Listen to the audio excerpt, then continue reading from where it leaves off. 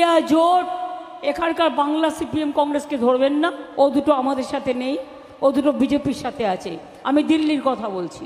India জোটকে নেতৃত্ব দিয়ে বাইরে থেকে সব রকম সাহায্য করে আমরা সরকার গঠন করে দেবো। ঘোষা হয়েছে, প্রথমে মমতা ব্যানার্জির হলো, কি গালাগাল ইন্ডিয়া ব্লককে, সীতারাম ইয়েচুরিকে, রাহুল গান্ধীকে। বিজেপি বলল কংগ্রেস 50টা আসন পাবে না, মমতা তার থেকে এগিয়ে বললেন 40টাও আসন পাবে না। আর এখন 4 দফার ভোট হয়েছে, কালকে কি বলছেন, বলে আমি ইন্ডিয়া ব্লকের সরকার হবে আর আমি বাইরে থেকে সমর্থন করব। তো মাসি, আপনাকে কে বলেছিল বাইরে যেতে? আপনি তো ইন্ডিয়া ব্লক তৈরি করেছিলেন বলছিলেন, তো ট্রেন থেকে নামলো কি? আমাকে জিজ্ঞেস করেছিল প্রেস কনফারেন্সে যখন হয়েছিল, ইন্ডিয়া ব্লক হয়েছে, সবাই বলল হ্যাঁ মমতা আপনাদের সঙ্গে, সীতারামের সঙ্গে।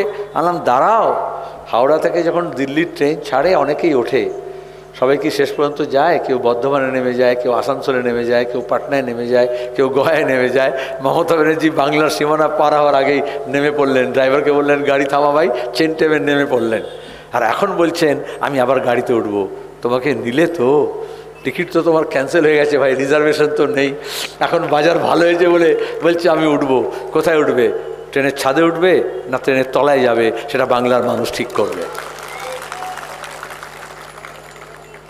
এটা সেমিফাইনাল, দিল্লির ভোট। এই মোদি আছে বলে মমতা বেঁচে আছে, পরিষ্কার কথা। হেমন্ত সোরেন জেলে গেছে, অরবিন্দ কেজরিওয়াল জেলে গেছে, প্রবীর প্রকাশ তো জেলে গেছে, উমর খালিদ জেলে গেছে।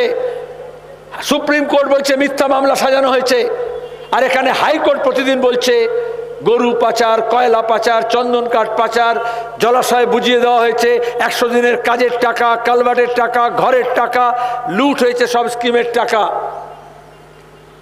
ওই যে শিক্ষক নিয়োগের দুর্নীতি হলো, কাকুর গলার স্বর, স্যাম্পল নিতে ইডি সিবিআই 6 মাস লেগে গেল। আর কেন্দ্রের ল্যাবরেটরি বিজেপি সরকারের, তার রিপোর্ট বার করতে 4 মাস লেগে গেল, ভোট পার হয়ে যাবে। কেন এত দেরি হলো? আপনারা যখন কফ, মল, মূত্র সব পরীক্ষা হয় না, রক্ত পরীক্ষা হয় না, কতদিন লাগে রিপোর্ট পেতে? কিন্তু কাকুর গলার স্বরে রিপোর্ট পেতে বিজেপি ইডি সিবিআই 4 মাস লেগে গেল। 1 বছর ধরে লোকে অপেক্ষা করছে। কেন? কারণ এই কাকুর গলার স্বরে এই যে অভিষেক টাকা পয়সার লেনদেন করেছে, এই যে সোনা পাচার, গরু পাচার, কয়লা পাচার, আর বিদেশি বান্ধবীদের অ্যাকাউন্টে টাকা জমা দিয়েছে, এখানকার টাকা সব পাচার করেছে। আমি যখন বলেছিলাম, বলল মানহানির মামলা করব, উকিলের চিঠি দিল। আমি বললাম যার মান নেই তার আবার হানি কি করে হয়?